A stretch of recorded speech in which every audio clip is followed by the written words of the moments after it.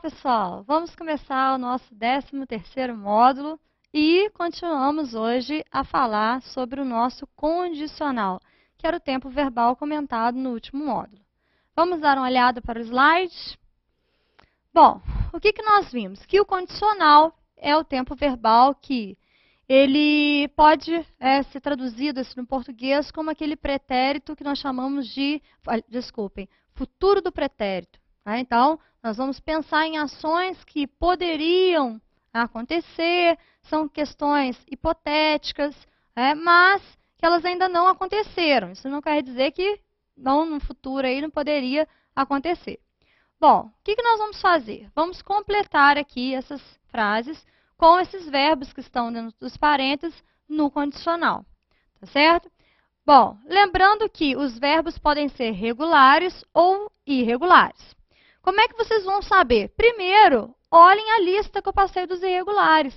Então, por eliminação, se você não encontrar o verbo que eu estou pedindo aqui nessa lista, é por quê? Porque ele é verbo regular.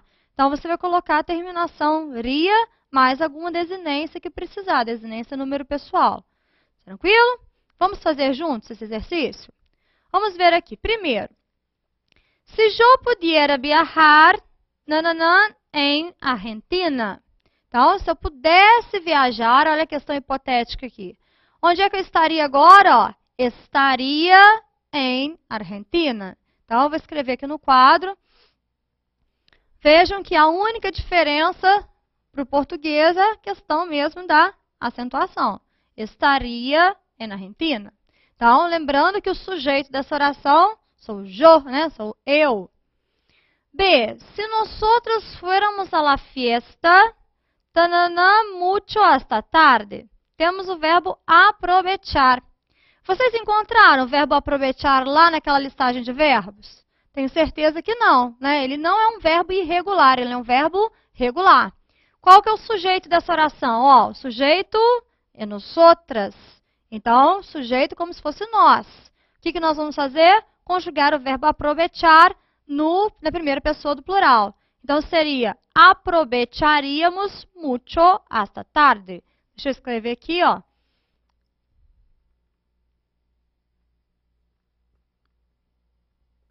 Aprovecharíamos mucho hasta tarde. Então, verbo regular. Próximo, ó. Vosotros, hacerme um favor. Então, eu estou fazendo um pedido. Se vocês poderiam fazer um favor. No caso aqui, o vosotros é como se fosse o vós do português, tá? Então, vós, então o verbo poder. Esse sim eu tenho certeza que vocês encontrariam lá naquela listagem de verbos, porque esse é irregular. Então, ó, podria, tu podrias, ele poderia. Nosotros poderíamos, vosotros podríais. Então, eu vou colocar aqui para vocês, ó. Podríais. Certo? Então, como se fosse o vós. Então, seria vós poderias fazer um favor? Tá? Vejam que, uma coisa que eu quero chamar a atenção. O pronome está depois do verbo, olha, e não está separado por hífen. Tá? Isso é algo muito interessante. Em alguns modos eu já havia comentado com vocês, mas, enfim, sempre chamando a atenção.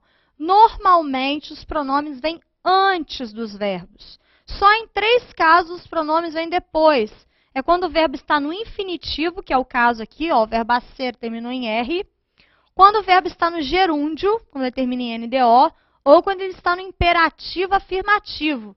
Aí sim o pronome vem depois e não vem separado por hífen, vem junto ao verbo.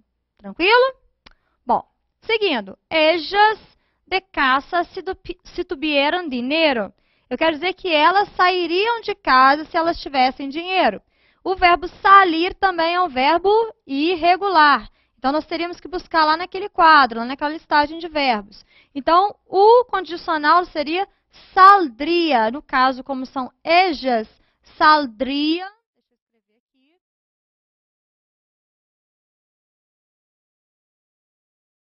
Saldriam de casa se tuvieran dinheiro. Tranquilo? Bom, vamos passar